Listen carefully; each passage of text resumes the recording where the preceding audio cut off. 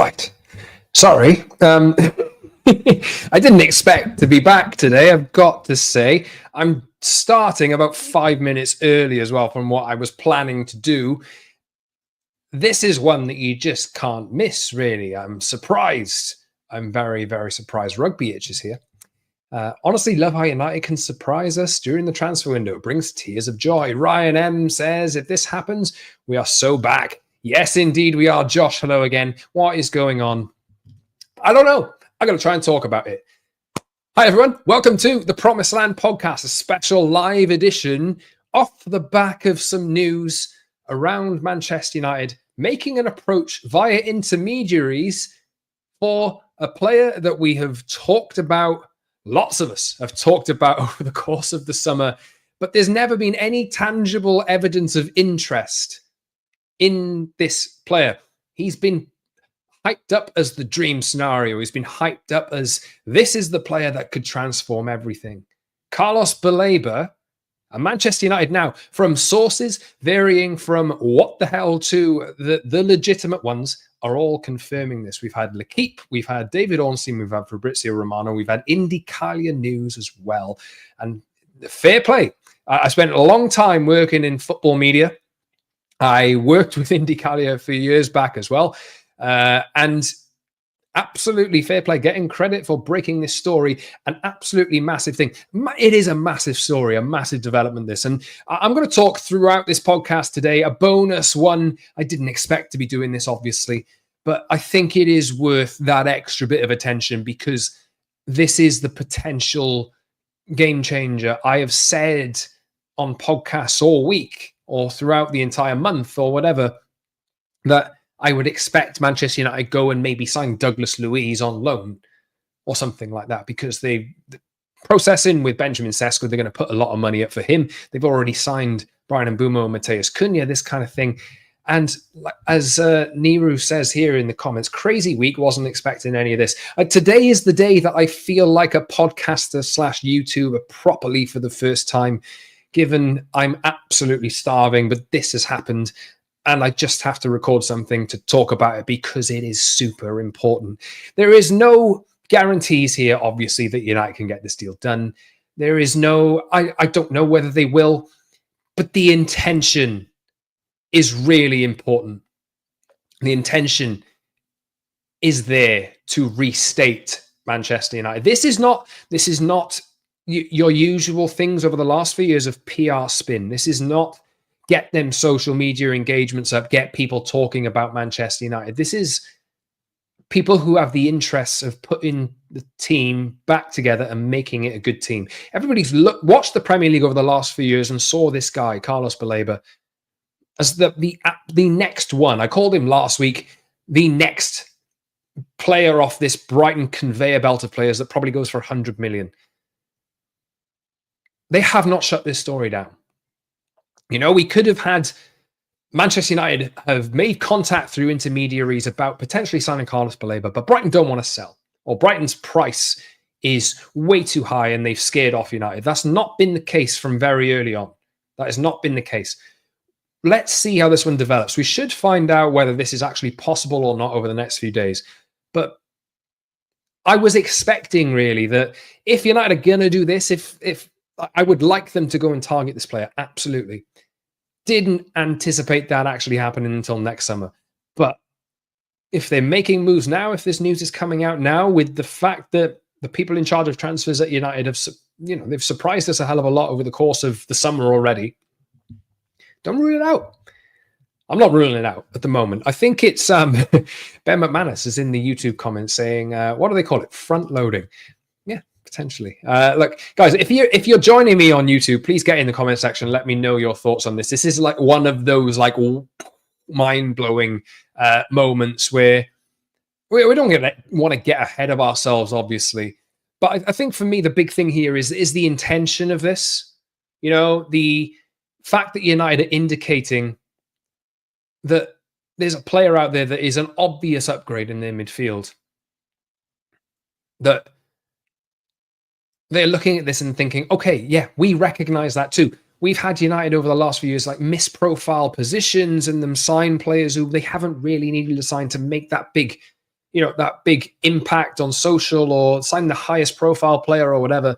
This kid is he's going to get a big move at some point. And I said the other day as well that I think if United did wait till next summer, when the likes of Liverpool, Arsenal, Manchester City have all been credited with interest in this lad as well. Man City were quoted 120 million euros or so in January.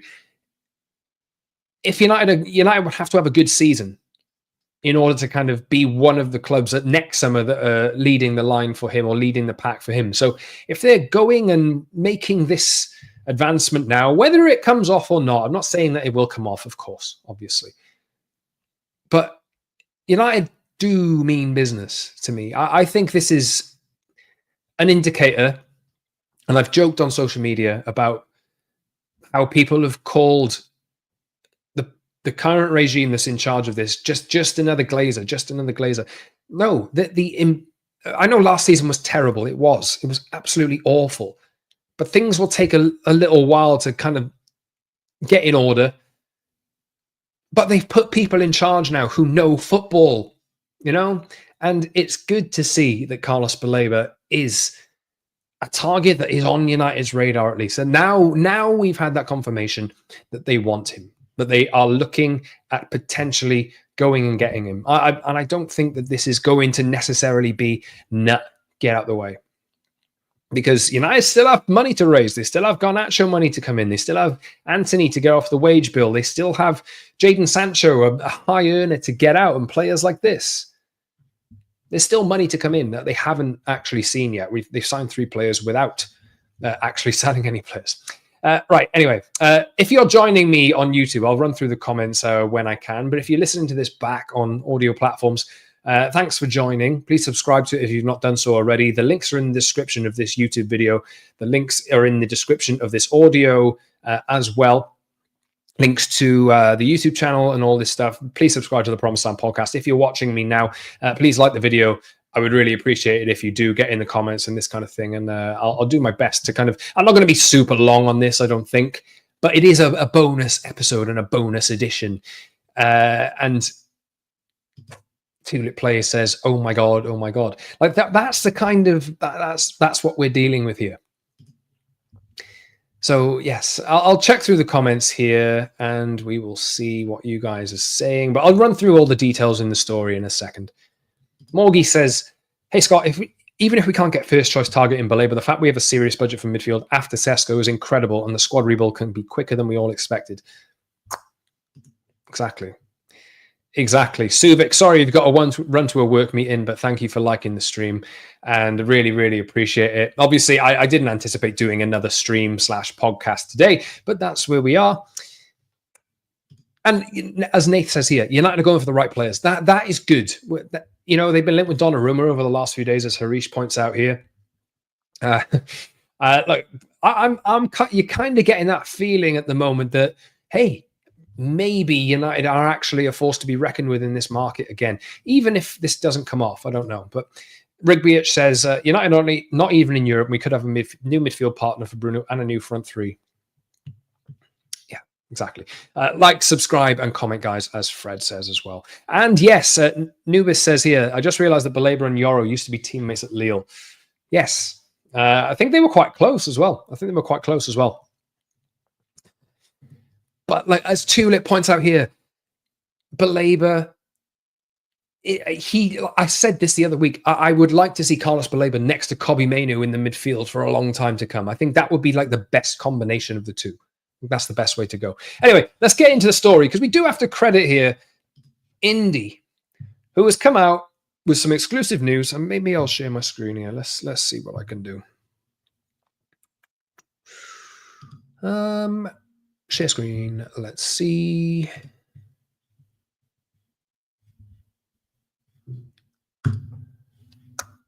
All right, let's add this to the stage. Here we go. So let's make this bigger. So it's unbelievable, really. It really is. Like absolutely fair play. This came out, and I saw this as I was recording a podcast earlier on. And obviously, you kind of like take it with a pinch of salt, this kind of thing. Manchester United has reached out to Brighton in the last few hours regarding Carlos Baleba. Sources close to the situation reveal that Baleba is eager to discuss a move to Old Trafford and expect intense negotiations ahead, as Brighton will surely want to hold on to their prized asset. Of course, Brighton don't want to sell this lad. Of course they don't at the moment. And that is going to be a sticking point here. But there has not been a point so far where Brighton have just dismissed this interest completely. Brighton are still that club that are open to sales for the right price. They have sold some players already, like Estepinian went for a relatively low fee in comparison to what they usually get earlier in the summer. And there's some encouragement here that this hasn't been shut down straight away. So United are going to go and explore this. We then had, obviously, the news from David Ornstein, from L'Équipe as well. L'Équipe is where I saw this first, actually, in an article format. So it said, Manchester United have made a move for Carlos Baleba. They've contacted Brighton to determine the terms of his departure. No specific amount has been announced yet. United's management already knows that the price will be very high, and everybody knows that the price will be very high. This winter, City, who remain in the race, made inquiries, but the €120 million threshold set forced Pep Guardiola, who highly values Baleba, to wait until the summer. City have signed midfielders this summer already as well. They have Rodri back as well. Liverpool and Arsenal are already on the lookout, but it's United who've taken the lead. Ruben Amorim has made the midfielder one of the pillars of his future Manchester project. This could be good news for Lille, as they will get a big sell-on fee and this kind of thing. And he has ascended to being, like, you know, the next player to come off this Brighton conveyor belt of buying. They bought him for €30 million, and obviously they go and flip him. I would quite like United to go and sign Baleba from Lille a couple of years ago. That's the place that United do need to get to.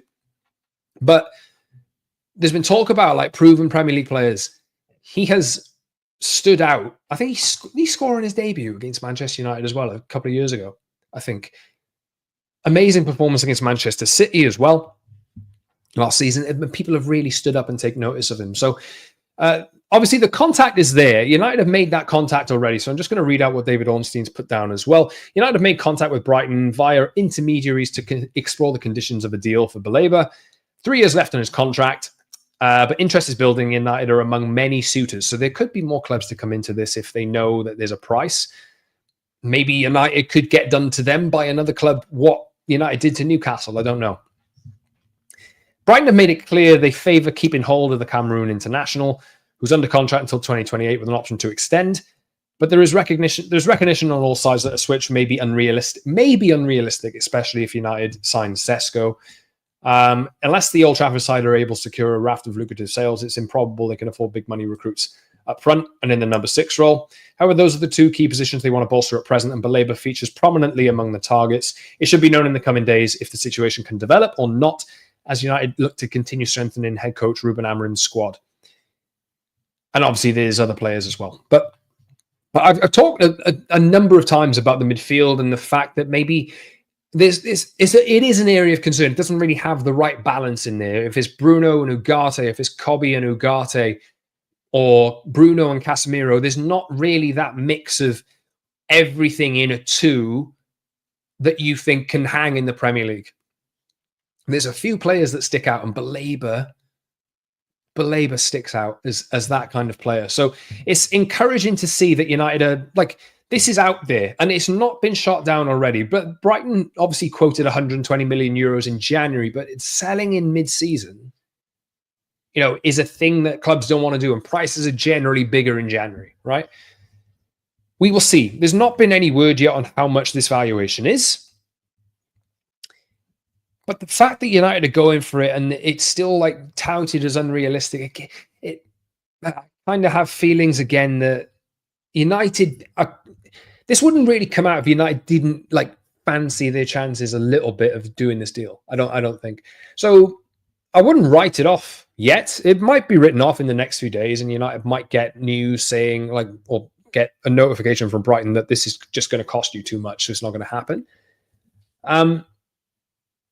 But there's potential for exchanges. There's lots of things going on and lots of things to think about here.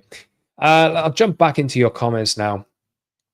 Harish says, Fabrizio said, don't underestimate Man United, and now we know why. Aaron says, this is our Declan Rice moment. We better sign this player. Ben says, what do you think it'll cost? Got to be more than 100 million. I don't know, man. I don't know. I think because it's... I'm going to guess around the 80 million range. Personally, I'm going to guess around the 80 million range. We will see.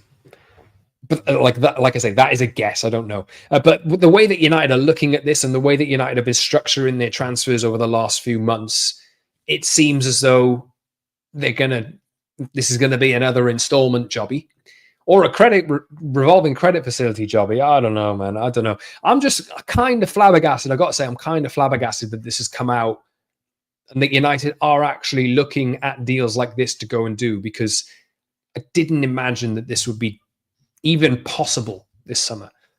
I've said numerous times that this is literally just speculation from people who are saying that this guy is a good fit for the midfield. I'm one of those as well. Do you think we'll get Baleba, says written? I'm optimistic. Ariel says, happy to see you doing live streams. Hello. Thanks for joining. Ben McManus again says, wow, he's 21. I thought he was older than that. Yeah.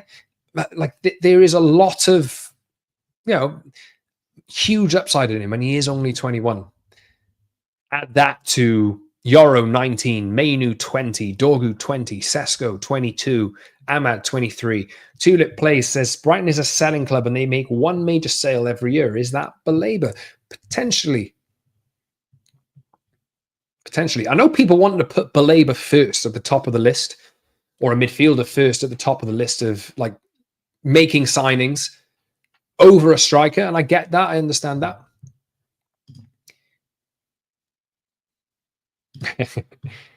Yeah, Weakfoot, send me an email. Send me an email. The link should be in the description or on the YouTube channel somewhere if you want to talk about that. Happy to do so. I'll take it, buddy. If we get him, we're built for years to come. And that is really important to think about as well, says Aaron. Like, I pointed out today how United have signed Mbumo and Cunha, and they're two like ready-made players. But I just counted you 5 players there who are in and among the first team who are 19 to 23, and that's not including the players that are either on the fringes or coming through, like your Aiden Heavens of the world as well, that we're not sure about yet. United are signing or going for players of the right age, even before they're 23, 24 years old. And Baleba, we'll see. We'll see, man. I think this is... I think it's just one to really, really look out on. I think there's legs in this, but just a gut feeling. I don't know. I could be completely wrong. I think there's legs in this. Signing Baleba would minimize the Sesko risk somehow. Nubis says here, I'm sure United already talked to Baleba's agent and the player already said yes to United. They won't talk to Brighton without getting confirmation from Baleba. And look, as I've pointed out here, like indie news, right?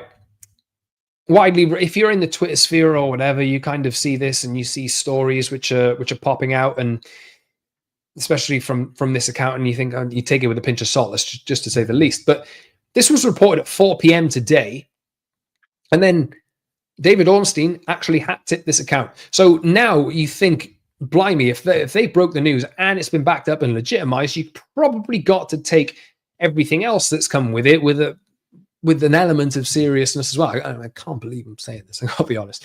Sources close to the situation reveal Baleba is eager to discuss the move. So if Baleba wants the move...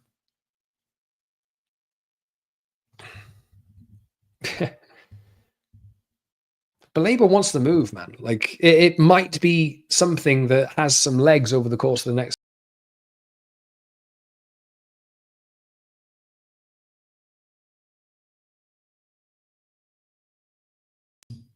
Sorry, guys, I did that thing again where I accidentally... if you were here yesterday, I have this mouse, and if you just swipe across it like this, then it knocks you off your page. Apologies for that. I am back, though. James from Muppeteer said a month ago or so, a £40 million Garnacho sale will result in United being able to spend up to £100 million. That's generally how it works. If you're banking that much money in a sale of an academy product, it does give you a lot of PSR headroom and cash as well. It depends on when the cash comes in. We know that United's cash position is like a little bit of a problem as it is at the moment. But if we get Baleba, can we officially move the needle towards high rather than low? Yes, I think so. I think so. Nate says, can we let Newcastle test the water first and then move on him? We'll see, man. It's interesting to see that this is a latest development. More likes and subscribers means Scott can get a new mouse. Yes, it does. It does mean that. So please, if you're new here already, and I am kind of talking to you guys and just shooting the breeze in a sense. Niche Fan is here and says this is completely unreal. Yes, it is. Toby Collier came from Brighton. United got him. I think they got him from Brighton, right? Could Toby Collier go in exchange? I don't know. Maybe. This is generally mental. Absolutely zero chat about this being a possibility. Then bang, where's this money coming from? Yeah. Well, look, it is good that we don't have a clue. I think rather than having a, United have been so public about a lot of things that they have done in the past or want to do. They've kind of put the noise out there first and like to make a big fuss, to make a big noise. They're surprising a lot of people. I don't think anybody really thought that United would have enough money to get Sesko done before selling. Like apparently United don't have any money and now we're going after Baleba. Think of it this way. Like United might want clubs and people to think that they don't have any money because the whole thing about United tax is a massive thing, Title charge till March at the least. I don't know. The United tax has been a thing for a long time. It has. And how do you change that? You change behaviors, you change the communication,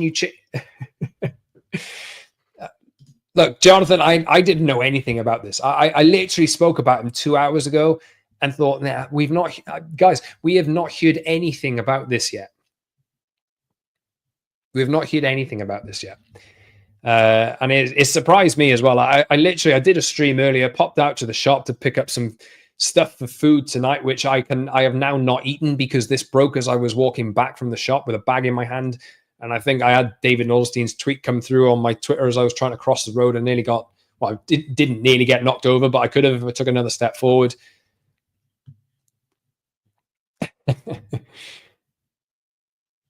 Yeah, man.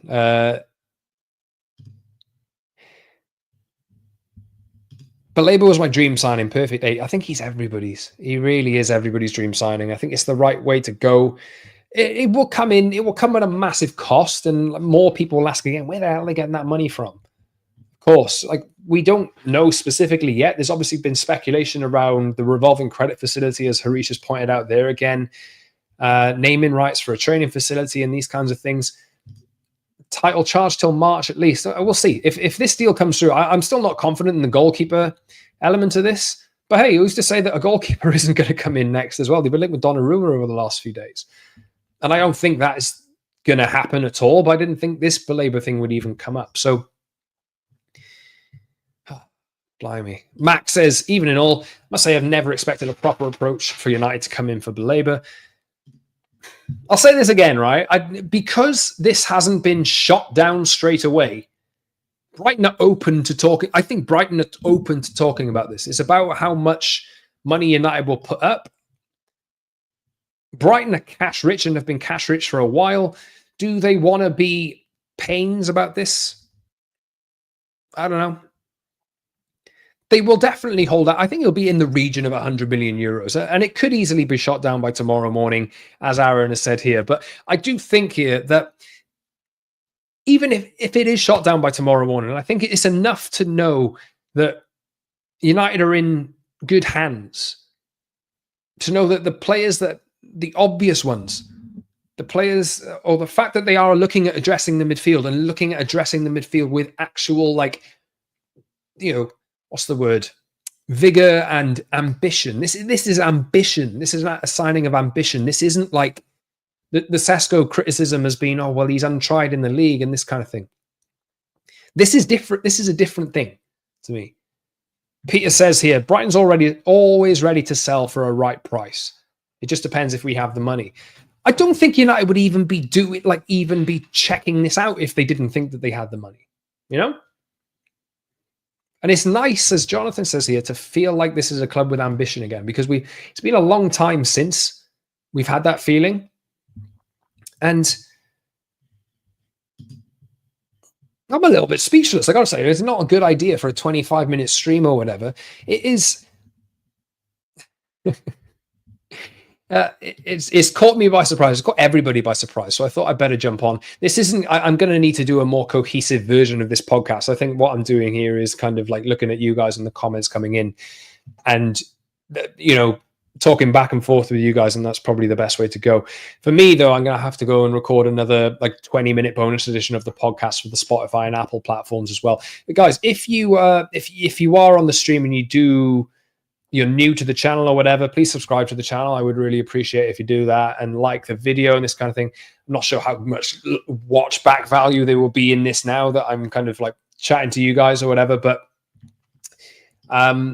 you're right, Scott. Some of us are old enough to remember when United moved like a proper club. Whisper it, but we are back. You can't say that yet.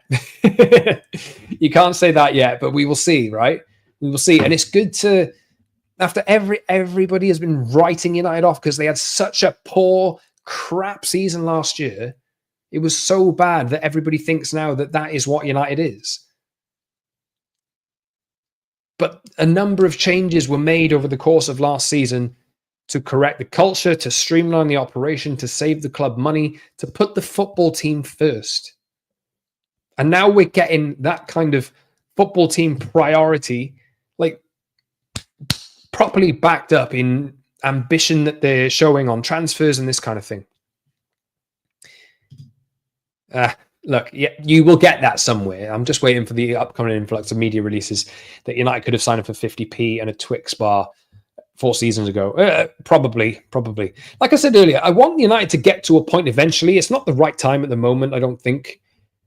As much as there are players in France or another league probably at the moment that you could sign for 30 million, but they have that adjustment period. Baleba is like, he's young, but you think he'll be almost ready-made, and he does really strike you as a perfect fit for next to Kobbie Mainoo, I think. Moving forward, we'll wait and see. I think that works as a midfield. I have big concerns about the dynamic and between Ugarte, Mainoo, and all these players. But you add Baleba into this, it changes the picture completely.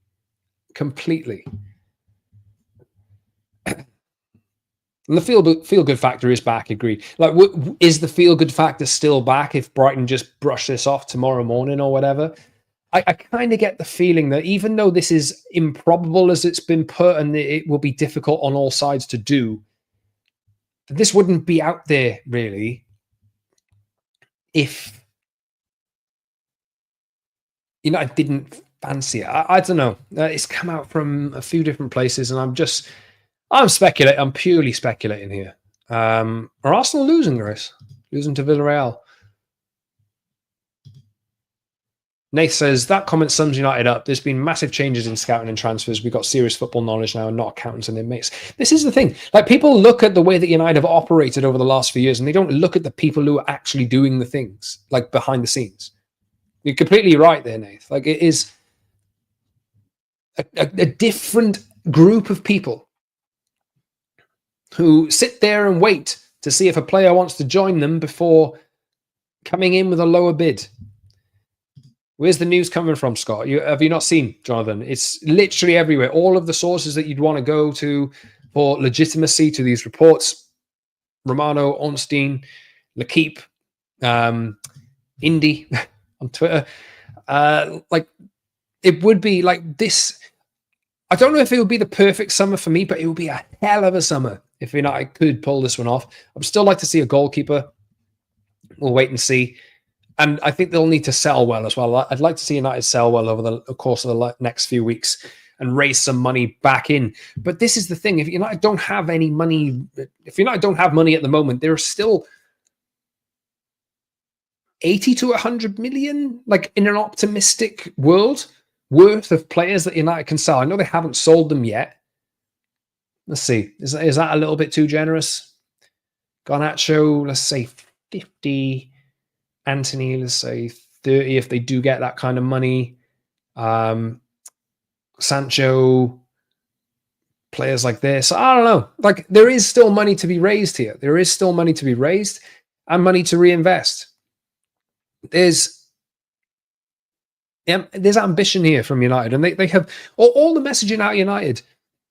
I'll repeat this again. Like, Jim Ratcliffe is not here, and Ineos are not here to make money out of Manchester United, to restore Manchester United. They've been clear about that from the start, and they've had a lot of criticism, and a lot, unfairly at times, but a lot of criticism. But I think a lot of it is misunderstood at the same time, you know?